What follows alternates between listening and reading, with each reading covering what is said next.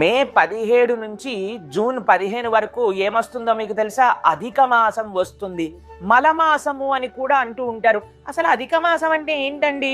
మనకి సౌరమానము, చంద్రమానము ఈ రెండు క్యాలెండర్స్లో కొన్ని రోజుల వ్యవధి తేడా ఉంటుంది.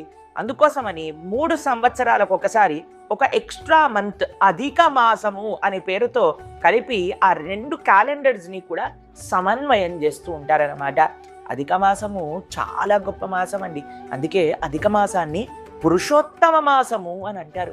పురుషోత్తమ మాసంలో ఏమి చెయ్యాలి అని అంటే పురుషోత్తముడు గురించి వినాలి, పురుషోత్తముడు యొక్క సేవ చేసుకోవాలి, పురుషోత్తముడికి ప్రసన్నమయ్యే పనులు చెయ్యాలి అని చెప్తూ ఉంటారు మన పెద్దలు. అందుకే ప్రణవానంద దాస్ యూట్యూబ్ ఛానల్లో 16 నుంచి 24 వరకు రామాయణం వింటున్నా. మీరు కూడా చక్కగా పాల్గొనండి. హరే కృష్ణ.